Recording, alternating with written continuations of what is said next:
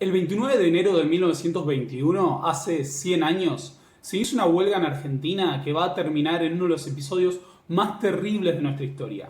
Hablamos de la masacre de la Forestal. Pero, ¿qué era la Forestal? La Forestal era una empresa de capitales británicos que se fundó a finales del siglo XIX, pero que empezó a operar en Argentina fundamentalmente a principios del siglo XX, en 1905.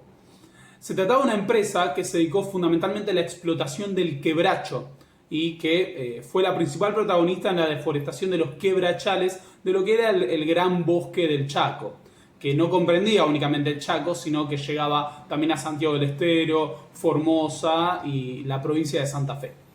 Bueno, la Forestal estaba interesada fundamentalmente en un producto derivado de la explotación del quebracho, que era el tanino, y que se utilizaba muchísimo para todo lo que era la industria de las curtiembres y la elaboración de cueros. El inicio de las operaciones de la empresa en el país se da a partir de un negociado fraudulento con los gobiernos liberal-conservadores, de lo que era el orden conservador, que le permiten adquirir más o menos el 12% de la superficie de lo que es la provincia de Santa Fe y un total de unas 2 millones de hectáreas a nivel país. Esto se logró a precio vil, ¿no? Uno de los tantos negociados corruptos de los liberales en el periodo, y le permitió a la empresa convertirse en un verdadero monopolio dentro del territorio nacional.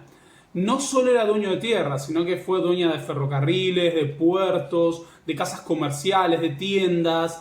Era realmente un estado dentro del estado, si queremos.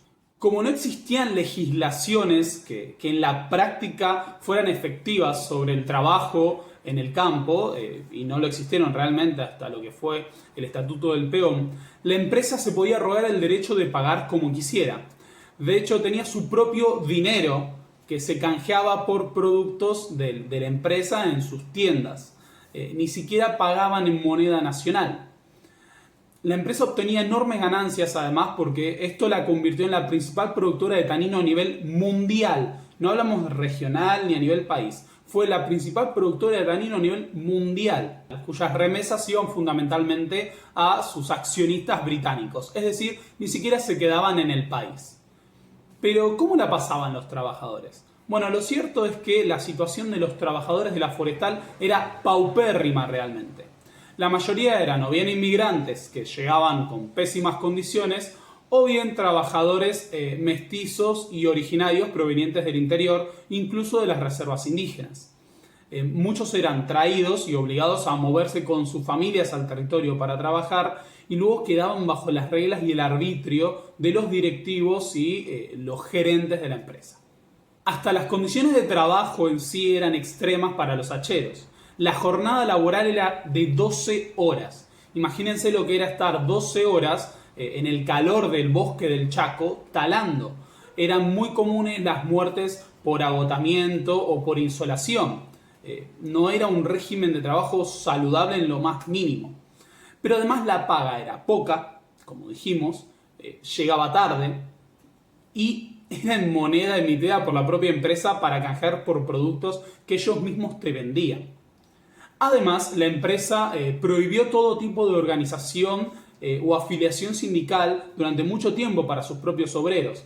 Aquellos obreros que se afiliaban o llevaban adelante reclamos eran deportados a Buenos Aires o a sus provincias, obviamente sin ningún tipo de indemnización.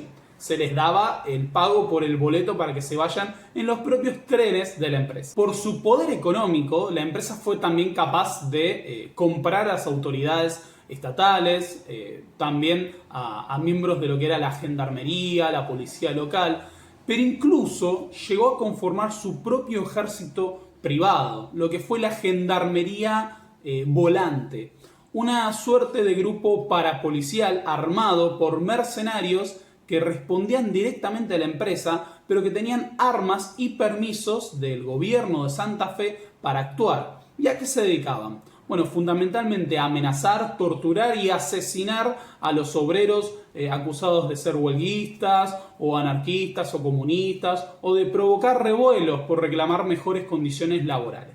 Recién a partir de 1919 se dieron los primeros episodios de organización y lucha a escala de parte de los obreros que estaban en correlación con lo que estaba ocurriendo en el mundo y en Buenos Aires en general. El contexto de la Revolución Rusa, la noción de que la revolución proletaria era inminente en todos lados, y muchos obreros y trabajadores de la forestal empezaron a ser influidos por las ideas del anarquismo y a movilizarse en torno a lo que era la Federación Obrera Regional Argentina, la FORA, que tenía dos vertientes, la socialista y la anarquista. Bueno, en esta época la anarquista se volvió la principal expresión combativa del movimiento obrero y sus llamamientos a la lucha se dejaron sentir también entre los trabajadores de la forestal. ¿Qué hizo la empresa frente a las primeras huelgas? Y bueno, básicamente inició una serie de despidos, confección de listas negras, prohibió usar cualquier prenda de color rojo entre sus obreros y desató una persecución que fue bastante importante con deportaciones de los obreros alborotadores a las provincias. Esto no alcanzó, obviamente, y otro estallido obrero iba a ser inminente en cualquier momento. El 29 de enero de 1921 se inicia lo que fue llamado la Huelga Grande.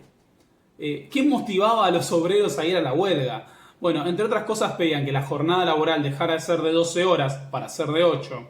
Pedían que se pagara en moneda nacional en vez de con vales y que terminaran los abusos llevados adelante por la gendarmería volante. La empresa obviamente no atendió a los reclamos obreros y los obreros lo que hicieron fue empezar a cortar las vías de tren, bloquear los puertos, ocupar las fábricas para que la empresa se viera obligada a dar respuestas. Y la respuesta terminó llegando de otra forma. La empresa movilizó a la gendarmería volante, también se sumaron efectivos de la gendarmería y la policía de Santa Fe y miembros de la Liga Patriótica, muchachos de bien, para llevar adelante una represión encarnizada contra los trabajadores de la forestal. Estas fuerzas estatales y privadas al mismo tiempo iniciaron lo que fue una verdadera carnicería. No solo atacaron a los obreros que estaban ocupando las fábricas o las vías de tren, sino que atacaron los barrios obreros, quemaron las casas, atacaron a familias, los locales de las organizaciones anarquistas y socialistas. Cuando los obreros empezaron a huir en los montes, los empezaron a cazar como si fueran animales por todo lo que eran los bosques y los montes del Chaco.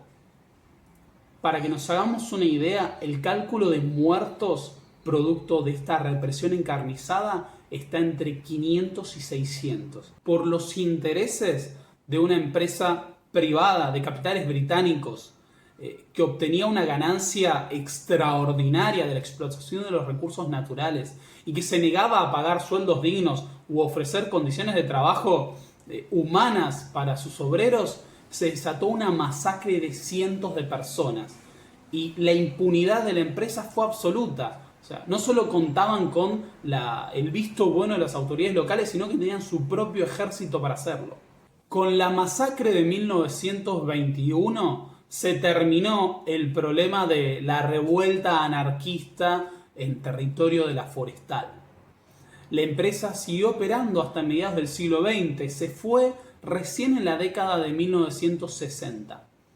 Cuando la empresa terminó su trabajo en el territorio, fue debido a que ya no quedaban quebrachales importantes por explotar. Se habían arrasado el 90% de los bosques de quebracho.